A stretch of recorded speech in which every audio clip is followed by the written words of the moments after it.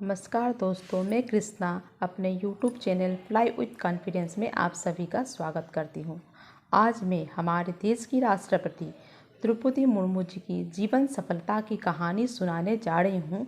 चलिए सुनते हैं। हमारे देश की जनसंख्या 30 करोड़ से भी ज़्यादा है और इतनी ज़्यादा जनसंख्या होने के साथ साथ हमारा देश दुनिया का सबसे सांस्कृतिक विविधता है, जहाँ हर धर्म और हर नस्ल के लोग रहते हैं। देश में इतनी ज़्यादा विविधता होने के बावजूद हमारे देश के संविधान में स्थिति की समानता और अवसर की बात कही गई है, लेकिन सही मायने में समानता तभी स्टेब्लिश हो पाएगी जब मुख्यधारा से कटे हुए लोगों को भी देश के प्रशासन और सरकार की महत्वपूर्ण पोस्ट के लिए अपॉइंटमेंट किया जाएगा। और 2022 प्रेसिडेंशियल इलेक्शन में हमें बिल्कुल ऐसी ही क्वालिटी देखने को मिली। ऐसी क्वालिटी न सिर्फ हमारे लिए गर्व का विषय है, बल्कि दुनिया के सभी डेमोक्रेटिक कंट्री के लिए यह प्रेरणा का एक स्रोत भी बन सकता है। और बिल्कुल इसी वजह से आज हम आपको हमारे देश के प्रेसिडेंट बनने वाली द्रौपदी मुर्मू की लाइफ और सक्सेस और पॉलिटिकल करियर के बारे में बताएंगे। द्रौपदी मुर्मू का जन्म 20 जून 1958 को उड़ीसा के मयूरभंज जिले के बैदापोसी गांव में एक जनजातीय परिवार में हुआ था। इनके पिता और दादा दोनों पंचायती राज सिस्टम की पॉलिटिक्स से जुड़े हुए थे। अपनी प्राइमरी और सेकेंडरी एजुकेशन कंप्लीट करने के बाद एक स्कूल टीचर के रूप में सबसे पहले इन्होंने अपनी टीचिंग करियर की शुरुआत करी और इसी दौरान उड़ीसा के रायरंगपुर में स्थित श्री अरबिंदो इंस्टीट्यूट में इन्होंने असिस्टेंट प्रोफेसर के रूप में काम किया। इसके अलावा इन्होंने गवर्नमेंट ऑफ उड़ीसा के इरिगेशन डिपार्टमेंट में जूनियर असिस्टेंट के रूप में भी काम किया और इसके बाद पॉलिटिक्स में इनकी एंट्री हुई। 1997 में इन्होंने भारतीय जनता पार्टी को ज्वाइन किया और रायरंगपुर नगर पंचायत के काउंसलर के पोस्ट के लिए इलेक्शन लड़ी, जहां से इन्हें इलेक्ट भी कर दिया गया और अगले 2 सालों तक मुर्मू ने उसी पंचायत की चेयरपर्सन के रूप में जिम्मेदारी संभाली। पॉलिटिक्स में इनकी एक्टिवनेस को देखते हुए इन्हें बीजेपी की अनुसूचित जनजातीय मोर्चा का नेशनल वाइस प्रेसिडेंट बना दिया गया। साल 2000 के ओडिशा असेंबली इलेक्शन में एमएलए के पद के लिए खड़े होकर अपने पॉलिटिकल करियर को एक कदम और आगे बढ़ाया और रायरंगपुर असेंबली कॉन्स्टिट्यूंसी से एमएलए के रूप में इन्हें इलेक्ट कर दिया गया। मार्च 2000 से 2000 के बीच इन्हें कॉमर्स एंड ट्रांसपोर्ट डिपार्टमेंट के मिनिस्टर की जिम्मेदारी भी सौंपी गई और 2002 के बाद से इन्होंने मिनिस्ट्री ऑफ फिशरीज और एनिमल रिसोर्स डेवलपमेंट डिपार्टमेंट को भी संभाला।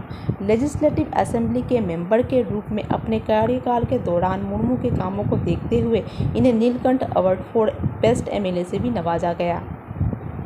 इसके बाद 2004 में फिर इन्हें दोबारा एमएलए के रूप में इलेक्ट किया गया। वहीं दूसरी तरफ 2006 से 2009 तक मयूरभंज डिस्ट्रिक्ट के बीजेपी प्रेसिडेंट के साथ साथ बीजेपी अनुसूचित जनजातीय मोर्चा के स्टेट प्रेसिडेंट के रूप में मुर्मू काम करती रही।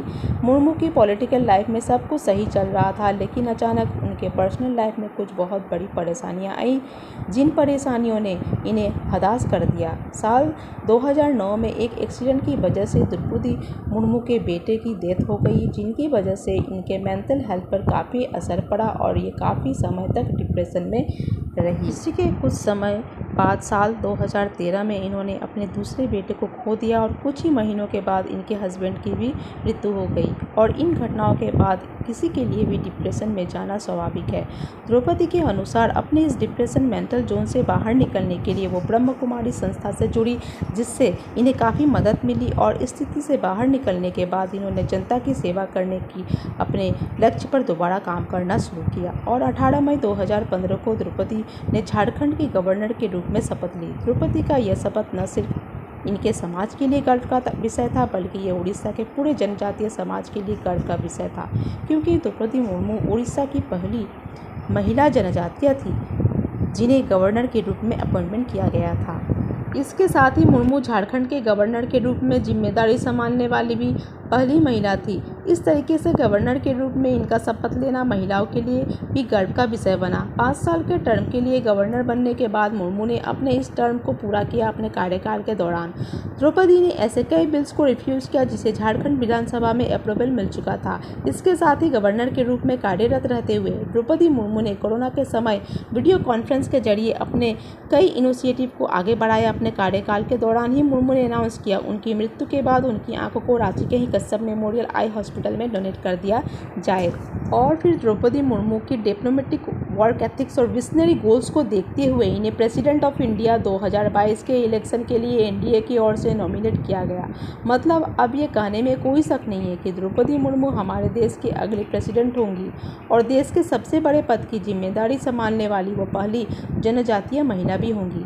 खैर, इससे पहले भी 2012 के प्रेसिडेंटल इलेक्शन में अनुसूचित जनजातीय कम्युनिटी से बिलोंग करने वाले पूर्ण अगितोक संगमा को प्रेसिडेंट पद के लिए नॉमिनेट किया गया था, लेकिन उनका नॉमिनेशन सत्ताधारी पक्ष की तरफ से नहीं था, इसलिए उन्हें हार का सामना करना पड़ा। द्रौपदी मुर्मू का भारत के प्रेसिडेंट के रूप में इलेक्ट किया जाना भारत के मौजूद समानता की व्यवस्था का अब तक का सबसे बड़ा सबूत है। देश के सबसे बड़े पद तक जनजातीय कम्युनिटी की एक महिला का पहुंचना न सिर्फ जनजातीय कम्युनिटी को बल्कि महिलाओं को भी स्ट्रगल के इस दौर से गुजरने के लिए प्रेरित करेगा। मेरी वीडियो को like, share and comment, subscribe ज़रूर कीजिएगा। धन्यवाद। नमस्कार।